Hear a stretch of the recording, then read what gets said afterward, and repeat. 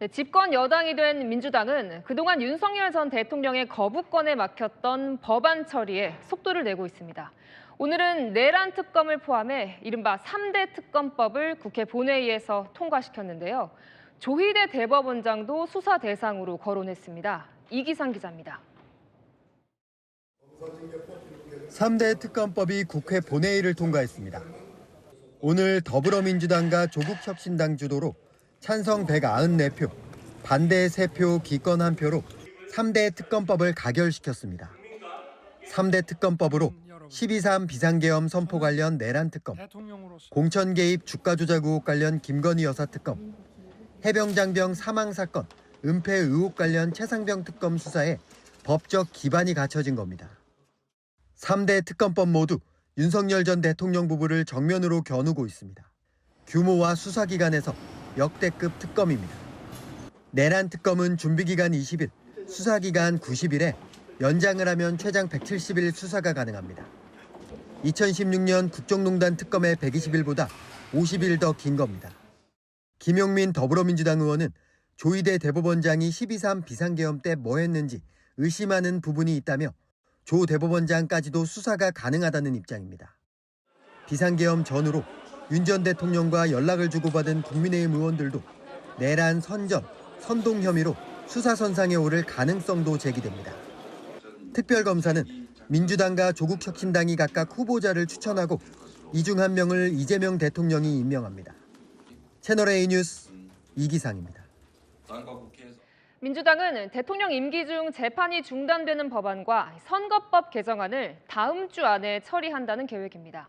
이 법안들이 통과되면 이재명 대통령이 받고 있는 재판은 멈추거나 종결될 걸로 보입니다. 우현기 기자입니다. 이재명 대통령 재판은 모두 5개로 유죄 취지로 대법원에서 파기환송된 공직선거법 사건은 당장 2주 뒤인 18일에 열립니다. 이에 민주당은 이 대통령 재판은 즉각 중단돼야 한다고 목소리를 높였습니다. 아예 대통령 재직 중 형사재판은 중지되는 법 개정에도 속도를 내고 있습니다. 대통령으로 취임을 하셨기 때문에 헌법 84조에 따른 소추가 다 정지가 되는 겁니다. 뭐 아닐 수도 있다라고 자꾸 주장을 하니까 우리가 형사법 개정까지도 검토를 하고 있었던 거 아니겠습니까? 민주당은 재판 중단법뿐만 아니라 허위사실 공표죄 구성 요건 중 행위를 삭제하는 공직선거법 개정안까지 본회의에 부의한 상황. 본회의에서 통과될 경우 이 대통령 재임 중엔 재판이 중단되고 공직선거법 파기환송심 역시 처벌 조항이 사라져 면소 처리됩니다. 민주당은 오는 18일 재판에 앞서 다음 주 안에 이 법들을 처리할 방침입니다. 정청래 법사위원장은 재판 중지법은 오는 12일 통과될 걸로 안다고 밝혔습니다. 박찬대 당대표 직무대행 겸 원내대표 임기가 13일에 끝나는 만큼 그 전에 마무리 짓겠다는 걸로 보입니다. 이에 국민의힘은 정부 여당의 초기 성과가 대통령 개인 방탄이냐며 날을 세웠습니다. 채널A 뉴스 우현기입니다. 이재명 대통령이 한덕수 전 권한대행이 지명했던 헌법재판관 후보자 2명에 대한 지명을 철회했습니다. 헌법재판소의 구도도 재편될 걸로 보입니다. 김호영 기자입니다.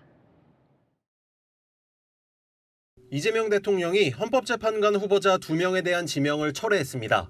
지난 4월 한덕수 전 국무총리가 문영배, 이미선 전 헌법재판관 후임으로 지명했던 후보들입니다. 이재명 대통령은 한덕수 전 국무총리가 권한 없이 했던 이완규 함상훈에 대한 지명을 철회했습니다. 후보 중 한 명인 이완규 법제처장은 오늘 이 대통령이 주재하는 국무회의에 참석했는데 시종일관 굳은 표정이었습니다. 그리고 비공개 때 이 대통령이 면전에서 직접 지명 철회 의사를 밝힌 것으로 알려졌습니다. 앞으로 이 대통령이 진보 성향 재판관 2명을 추가로 지명하면 헌법재판소는 중도 성향 3명, 보수 성향 2명, 진보 성향 4명의 진보 우위로 재편될 것으로 보입니다. 지난해 국회목 재판관 지명 때 함께 거론됐던 김성주 광주고법 판사와 최은주 서울 서부지법 판사, 그리고 전국 법관대표회의 대표인 김예영 서울 남부지법 판사 등이 현재 하마평에 오르고 있습니다. 이 대통령이 새로운 후보자를 지명하기 전까지 헌법재판소는 당분간 7인 체제로 운영됩니다. 채널A 뉴스 김호영입니다. 경찰은 댓글 조작 의혹을 받는 보수 성향 단체 리박스쿨에 대한 강제 수사에 나섰습니다. 새 정부 출범 첫날인 어제 오후 시작된 압수수색은 오늘 새벽까지 이어졌습니다. 정경은 기자입니다.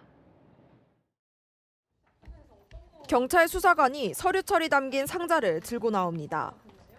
압수물을 담은 파란 상자를 든 수사관도 뒤따릅니다. 혹시 압수수색에서 어떤 거 확보하신 건가요? 증거는 좀 확보가 됐을까요? 댓글 조작 혐의 입증한 만한. 댓글 조작 의혹을 받는 리박스쿨 사무실 등을 경찰이 압수수색한 건 어제 오후 7시쯤. 압수수색은 오늘 새벽 1시까지 이어졌습니다.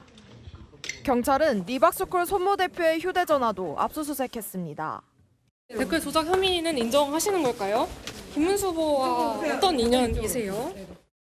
특정 대선 후보 비방 댓글 등을 조직적으로 작성했다는 의혹으로 고발당한 리박스쿨 측은 선거 공작이라며 반발했습니다. 선거 공작이고 적극 협조하고 있습니다. 전혀 혐의가 사실이 아니기 때문에. 손 대표 측은 채널A와의 통화에서 김문수 전 국민의힘 후보와는 행사에서 만난 적이 있지만 연락을 주고받는 사이는 아니라며 리박스쿨은 댓글 조작과 무관하다고 주장했습니다.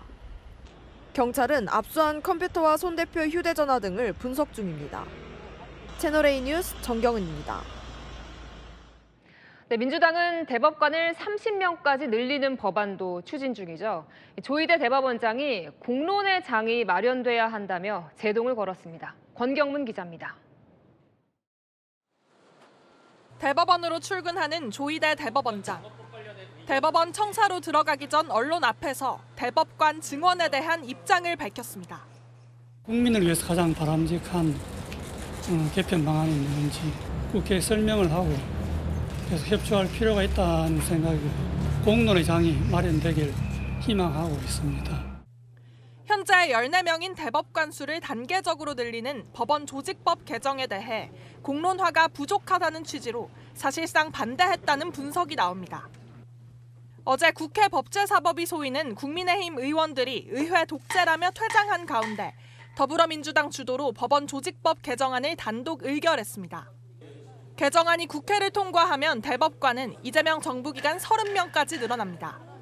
조 대법원장은 국가 100년 대계가 걸려있는 문제라며 법원 행정처를 통해 계속 논의하겠다고 밝혔습니다. 앞서 천대엽 법원 행정처장도 대법관을 증언하면 전원 합의체가 사실상 마비될 거라고 우려했습니다. 조 대법원장이 우회적으로 사실상 개정안에 반대하고 나서면서 사법부 개혁을 둘러싼 이재명 정부와 대법원의 갈등이 본격화될 수 있다는 전망이 나옵니다. 채널A 뉴스 권경문입니다.